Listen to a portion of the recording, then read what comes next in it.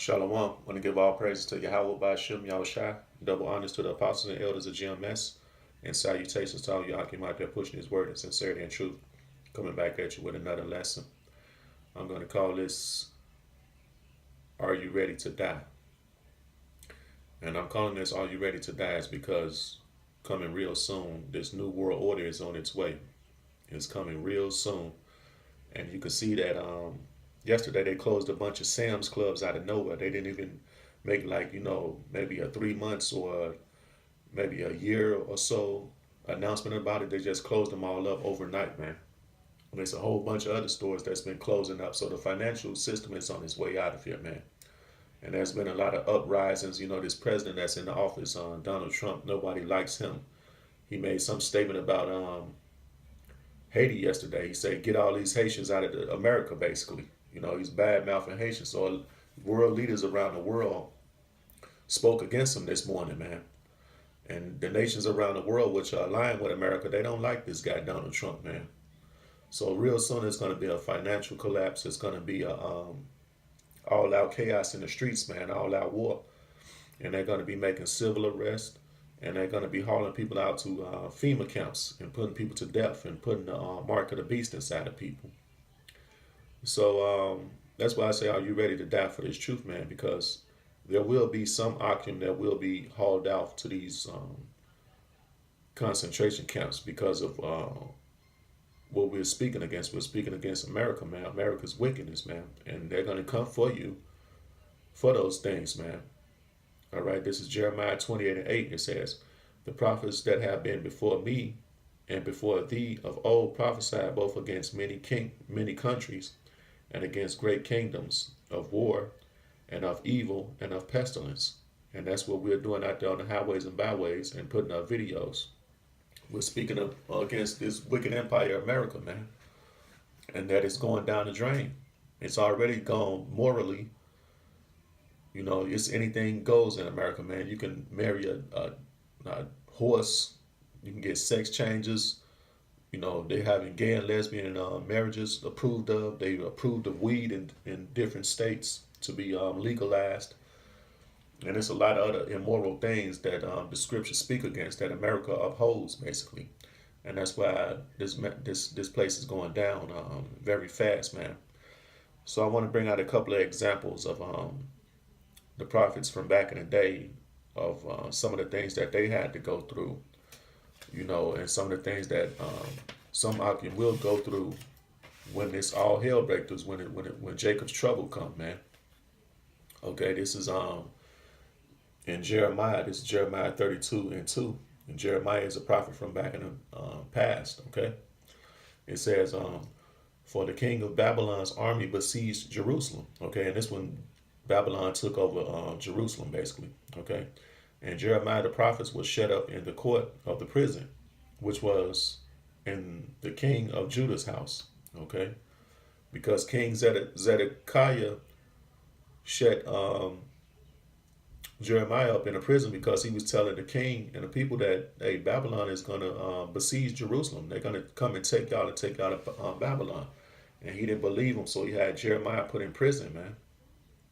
All right, so I'm going to jump over here to Jeremiah 38. All right.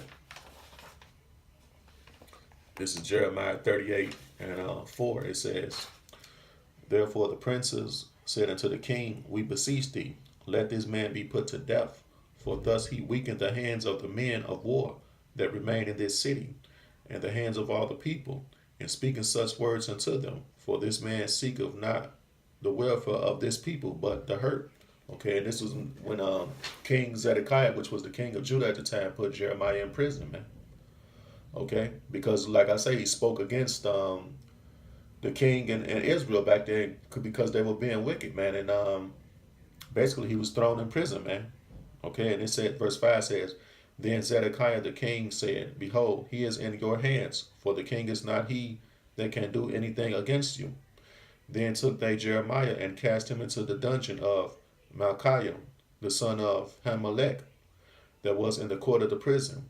And and they let down Jeremiah with cords, and in the dungeon there was no water, but mire.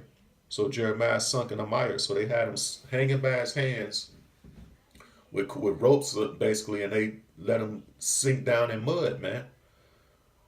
Okay, that's a form of torture, man. So Jeremiah got basically tortured, man. All right. Now, when Abed Melech, the Ethiopian, one of the eunuchs, which was in the king's house, heard that they had put Jeremiah in the dungeon, the king then sitting in the gate of Benjamin, Abed Melech went forth out of the king's house and spake to the king, saying, My lord, the king, these men have done evil in all that they have done to Jeremiah the prophet, whom they have cast into the dungeon, and he is like to die for hunger in the place where he is, for there is no more bread in the city. Okay, and then when Jeremiah was in that dungeon, there was no water in there and no food, man, and he was just there, man, suffering. All right, why? Because he spoke against, one of our forefathers, the king of Judah back then. All right, verse 10 says, Then the king commanded Abed Melech the Ethiopian, saying, Take from hence 30 men with thee, and take up Jeremiah the prophet out of the dungeon before he die. So Abed Melech took the men with him and went into the house of the king under the treasury, and took thence old cast cloaks and old rotten rags, and let them down by cords into the dungeon to Jeremiah. So Jeremiah was sunk deep into mud, man, with nothing to eat. So they had to lower this thing down, these old bag of these old rags and stuff, so they can get Jeremiah out, man. Okay, verse 12 says, And Abed Melech the Ethiopian said unto Jeremiah, Put now these old cast clots and rotten rags under thine armholes, under the cords. And Jeremiah did so. So they drew up Jeremiah with cords and took him up out of the dungeon, and Jeremiah remained in the court of the prison.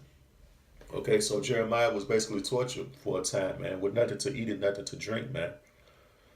And that's my point, man. Some occupants are gonna end up going through these things, man, for the word of suffering for Yahweh's sake, because it's written, man. And that's why I say, are you ready to die, man? When you read this in Jeremiah the 30th chapter, man, it's a horrible thing, man. Okay, this is a terrible thing to think about, man. And then so is it when you read Daniel the 3rd chapter. I'm not going to read that whole chapter, but when you read Daniel the 3rd chapter, hey, they would, they was gonna suffer some things, man. You know. So that's why I'm making this point. Are you ready to die for this truth, man? All right. So it was Shadrach, Meshach, and Abednego, and they were thrown into a fiery furnace when you read Daniel the 3rd chapter, man. But they had faith. They didn't bow down to the image of the king. And Yahweh got them out of that situation, man. So some Akim are going to get out of the situations that this damn so-called white man, this devil, are going to put you through, man. The Most High going to allow you to go through those things to test you. You know what I'm saying? And then he's going to free some Akim out of those things, man. But it's going to be a test. It's the hour of temptation, man. Will you take that mark of the beast, or will you be ready to die? All right. And then Daniel was thrown into a lion's den. Okay, Daniel was ready to die, man. Daniel was ready. He wasn't afraid, man. All right. I'm going to jump over here to Acts real quick. And I'm going to end it on that. This is on Acts 21. And let me see. I'm going to start at you know what? I'm going to start at 10, verse 10. Now, this is Paul when he was going through his journeys. All right, I'm going to start at 10. It says, And as we tarried there many days, there came down from Judea a certain prophet named Agabus. And when he was come unto us, he took Paul's girdle and bound his own hands and feet, and said, Thus saith the Holy Spirit, So shall the Jews at Jerusalem bind the man that owneth this girdle, and shall deliver him into the hands of the Gentiles. So the prophet Agabus was giving Paul a warning. saying if you go to Jerusalem, they're gonna bound you, man. All right. And it says, verse 12 says, and when we heard these things, both we and they of that place besought him not to go up to Jerusalem. Then Paul answered, what mean ye to weep and to break mine heart? For I am ready not to be bound only, but also to die at Jerusalem for the name of the Lord Yahushua. So Paul said, I'll go back to Jerusalem. Let them bound me. I'm ready to die for this truth, man. Okay?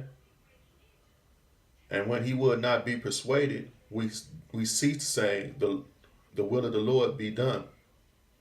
And after those days, we took up our carriages and went up to Jerusalem. So the prophet Agabus warned Paul, saying, don't go to Jerusalem, they're going to bound you. But Paul was like, I'm ready to die for this truth. I don't care. And guess what? He went up there to Jerusalem. And again, my point in saying this is, are you ready to die for this truth? Okay, so this was just a quick lesson, man. Something was on my mind. So with that, I want to give all praises to Yahweh Ba'Shem Yahushai, double honors to the apostles and elders of GMS, and salutations to all you Akim out there pushing this word in sincerity and truth. Shalom.